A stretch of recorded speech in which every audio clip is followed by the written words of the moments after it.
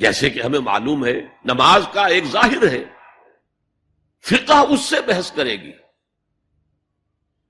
لیکن اصل نماز آپ کو اللہ کی حضوری کا شرف حاصل ہوا، کچھ حضور قلب میسر آیا، کوئی خشوع و خضوع ہوا، کوئی اللہ کے ساتھ مخاطبت اور مکالمے کی صورت پیدا ہوئی؟ کیا تم نے جب سجدہ کیا تو محسوس کیا کہ تم نے اپنے رب کے قدموں پر اپنا سر رکھ دیا ہے؟ اگر یہ نہیں ہے تو ٹھیک ہے، فقہی نماز ادا ہو گئی، اصل نماز تو ادا نہیں،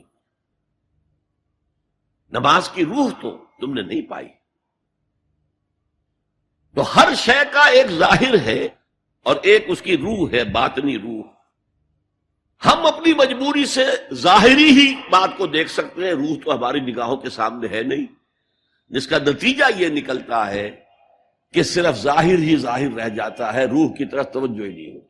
اور یہی سب سے بڑا الزام، سب سے بڑی تنقید حضرت مسیح کی تھی یہودیوں پر۔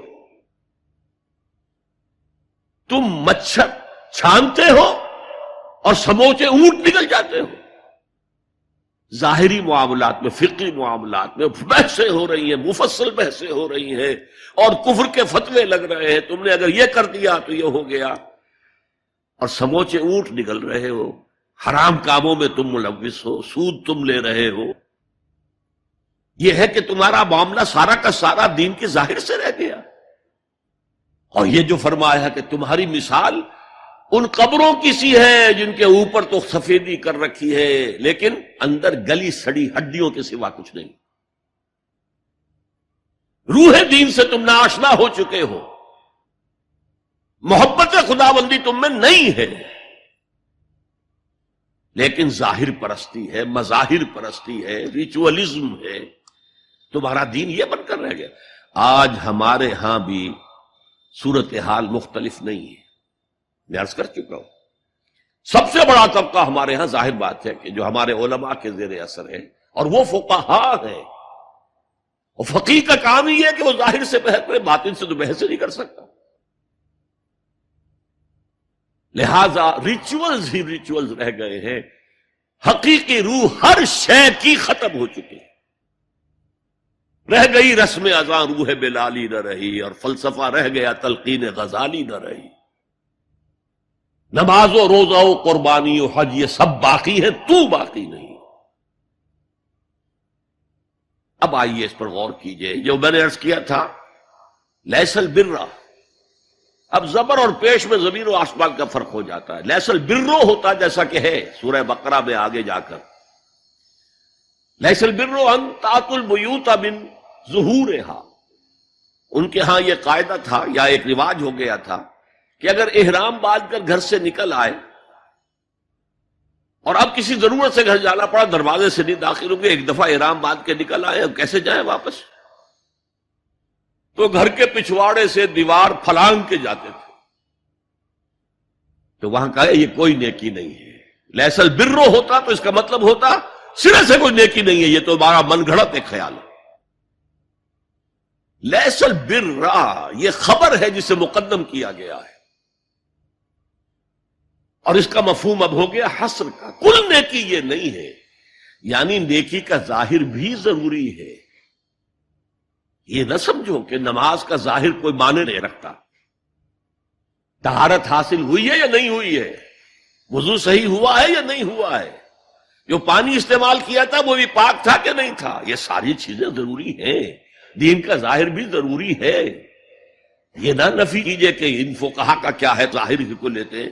ہمارے ہاں بعض جو ہے انتہا پسند جو ہے، جو ملنگ ٹائپ صوفی ہوتے ہیں، ایک تو حقیقی کوئی صوفی ہو، ایک ملنگ تھا، وہ ان تمام چیزوں کو چھوڑ بیٹھتے۔ جیسے میں نے آپ کو شعر سنایا تھا اور اختلاف بھی کیا تھا، مولانا روم نے کچھ زیادتی کی ہے، سختی کی ہے، انداز بیان اچھا نہیں ہے کہ ماز قرآن مغزہ برداشتیم استخاں پیش سگا انداختیم، ہم نے قرآن سے اس کا اصل مغز جو ہے وہ کشید کر لیا ہے، ہڈی کا گودا ہم نے کھینچ لیا، اب ہڈی خالی ہم نے پھینک دی ہے۔ یہ ہمارے صوفیہ میں سے بعض کا طرز عمل رہا ہے جو غلط ہے۔ نہیں، ظاہر بھی اہم ہے، ظاہر بھی نیکی ہے، سلو کما رأیتمونی اصلی، نماز پڑھو اسی طرح جیسے مجھے دیکھتے ہو کہ میں نماز پڑھتا ہوں. ظاہر بھی کنفرم کرنا چاہیے اس کے ساتھ، لیکن اصل شے نماز میں توجہ ہے، انابت ہے، خشوع ہے، خضوع ہے، حضور قلب ہے.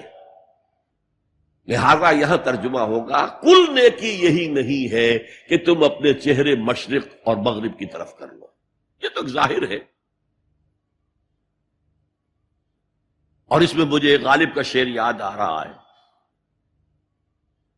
قبلے کو اہل نظر قبلہ نما کہتے ہیں، ہے پرے سرحد ادراک سے اپنا مسجود.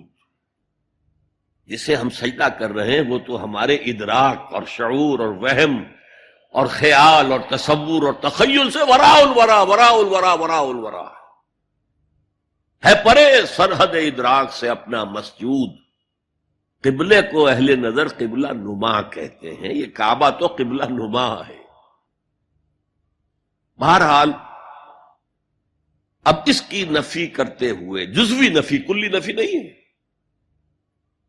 لیس البر، کل نیکی یہ نہیں ہے کہ تم اپنے چہرے مشرق اور مغرب کی طرف کر لو. ولکن البر، بلکہ نیکی اس کی ہے. یہاں پر بھی اب لفظ محذوف ہے، ولکن البر بر من آمن باللہ والیوم الاخر. نیکی تو حقیقت میں اس کی ہے. اس میں آگے بڑھنے سے پہلے مجھے یاد آیا کہ میں بر کے مفہوم پر بھی کچھ گفتگو کر لوں. بر کسے کہتے ہیں؟ بہت عمدہ باتیں جو ہے پہلے کہی ہیں. بر اور بر یہ دونوں مادہ تو ایک ہی ہے، بحر و بر. جب تک انسان سمندر میں رہتا ہے، آج کا تو خیر تصور نہ کیجئے، پہاڑوں جیسے جو ہے پہاڑ سمندر میں چل رہے ہوتے، عام حالات میں کوئی اس کے ادھر ادھر جو ہے کوئی ہچکولے محسوس نہیں ہوتے. لیکن پرانے زمانے کے سمندر کا تصور کیجئے تو ہر وقت وہ ہے آدمی غیر مطمئن ہوتا تھا. اسی وقت کچھ ہو سکتا ہے، ہچکولا آ رہا ہے، ادھر سے آ رہا ہے، ادھر سے آ رہا ہے. تو دل میں ایک خوف سا رہتا تھا، ایک بے چینی سی رہتی تھی، عدم تحفظ کا ایک احساس رہتا تھا. بر پر، خشکی پر آتے ہی اطمینان ہوں گے. تو یہ اصل میں انسان کے باطنی اطمینان کے لیے، جو ابھی آپ نے فرمایا کہ دیکھی وہ ہے کہ جس کو کر کے تمہیں خوشی حاصل ہو. اور فتویٰ اپنے دل سے لے لیا کرو. ما حاک فی صدرک، جو کچھ تمہارے سینے کے اندر جو کچھ جس سے خدبد ہو جائے، جس سے بے چینی ہو جائے، وہ اسم ہے، وہ گناہ ہے. الاسم ما حاک فی صدرک وکرہت ان یطلع علیہ، اور گناہ وہ ہے کہ جس کے بارے میں تمہیں یہ پسند نہ ہو کہ لوگوں کو اس کی اطلاع ہو، وہ گناہ ہے. اس میں بھی مجھے جیسے انگریزی کی ایک نظم کا سٹینزا جو ہے یاد آیا تھا، art is long and time is fleeting, دوڑا جا رہا ہے یہ وقت. And our hearts though stout and brave still like muffled drums are beating funeral marches to the grave. اپنے دل کی ہر بیٹ کے ساتھ ہم اپنی قبر سے قریب سے قریب تر، قریب سے قریب تر ہوتے جا رہے ہیں. اسی طرح کی ایک نظم ہے، بڑی پیاری نظم ہے. Charities that soothe and heal and bless are scattered over the feet of men like flowers. وہ بھلائیاں، وہ نیکیاں، وہ خدمت خلق، charities which soothe and bless and heals، دل کے اوپر مرہم سا رکھا جاتا ہے نیک کام کر کے. دل کو خوشی ہوتی ہے نیک کام کر کے. Charities that soothe and heal and bless are scattered over the feet of men like flowers. یہ تو ان پھولوں کے مانند ہے جو انسان کے قدموں میں پڑے ہوئے ہیں، جس کو چاہے اٹھا لے، جو چاہے اٹھا لے. No mystery is here, no special boon for the high and not for the low. The smoke ascends as high from the hearth of a humble cottage as from that of a haughty palace. دھواں اٹھتا ہے تو ایک کٹیا میں جو چولہا جل رہا ہے اس سے بھی اٹھے گا تو جائے گا اوپر، اور محل کا کوئی بہت بڑا کچن ہے تو اس سے بھی اٹھے گا تو اوپر جائے گا۔ لہذا یہ غریب اور امیر کا فرق نہیں ہے، ہر شخص اس نیکی میں سے حصہ لے سکتا ہے۔ تمہارے پاس ایک روٹی تھی، تم نے آدھی دے دی کسی مانگنے والے کو، تمہارا حصہ ہو گیا، بہت بڑا حصہ ہو گیا۔ اور کسی بڑے امیر آدمی نے 150 جو ہے مسکین کو کھانا کھلا دیا، وہ اس کے قریب بھی نہیں آ سکے گا اجر و ثواب کے اعتبار سے اس شخص کے کہ جس کے پاس ایک ہی روٹی تھی اور اس نے آدھی دے دی۔ تو بر جو ہے حقیقت میں لیس البر ان تولوا وجوہکم قبل المشرق والمغرب ولکن البر من آمن باللہ والیوم الآخر والملائکۃ والکتاب والنبیین۔ میں بھی ایک زمانے میں اس پر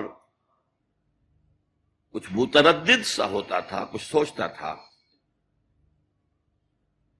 کہ یہ نیکی کا تعلق تو ہم عمل سے سمجھتے ہیں، یہاں ایمان کی بحث کی کیا ضرورت ہے؟ ایمان تو ایک باطنی حقیقت ہے، نیکی جو ہے وہ ایک ظاہری خارجی حقیقت ہے۔ لیکن پھر سمجھ میں آیا کہ اصل نیکی وہ نیت ہے جس کے ساتھ وہ کام کیا جا رہا ہے۔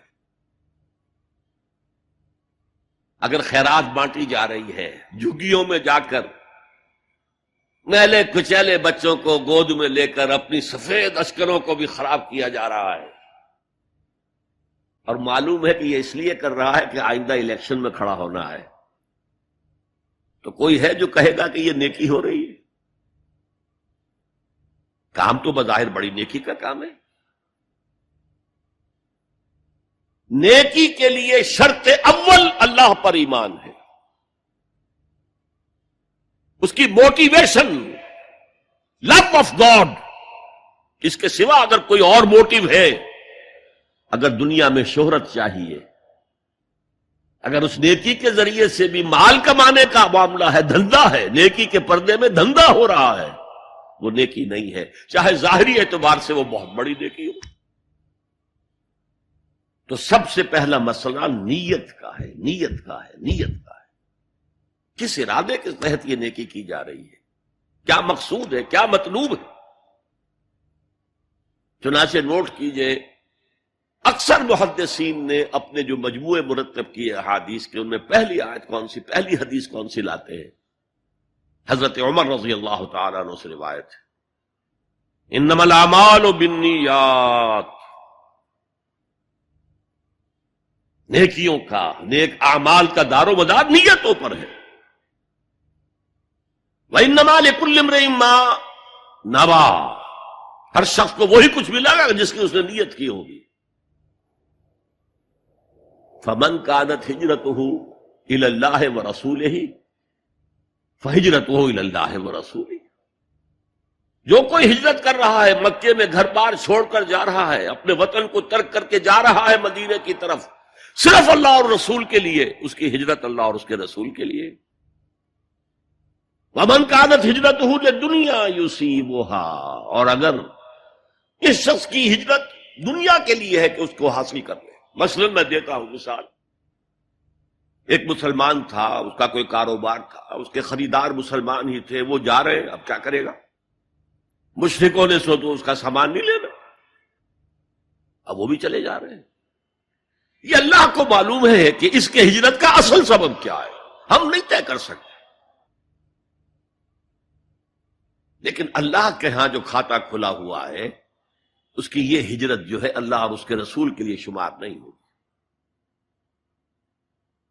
وَمَنْ كَانَتْ هِجْرَتُهُ لِدُنْيَا يُصِيبَهَا أَوْ امْرَأَةٍ يَنكِحُهَا، یا کسی عورت کے لیے ہو کہ اس سے نکاح کرے، کسی خاتون سے وہ شادی کا خواہش مند تھا، وہ خاتون ہجرت کر کے مدینے چلی گئیں، اب یہ بھی باندھے کچے دھاگے سے بندھے ہوئے چلے جا رہے ہیں، تو یہ تو در حقیقت اس عورت کے کھاتے میں ہجرت جائے گی، اللہ اور اس کے رسول کی ہجرت بنے۔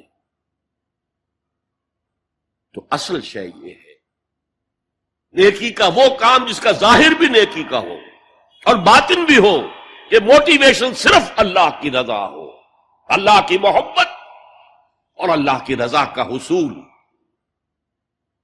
یہ ہے پازیٹو موٹو۔ ایک نیگیٹو سائیڈ بھی ہے، سب لوگ ذہنی اعتبار سے اتنے بلند نہیں ہوتے کہ اللہ کی محبت وہی اصل محرک بن جائے۔ یہی وجہ ہے کہ حضور نے اس کو صلی اللہ علیہ وسلم کمال ایمان سے تعبیر کیا ہے، من احب للہ وابغض للہ وعطا للہ ومنع للہ فقد استکمل الایمان۔ جس نے کسی سے محبت کی تو اللہ کے لیے کی،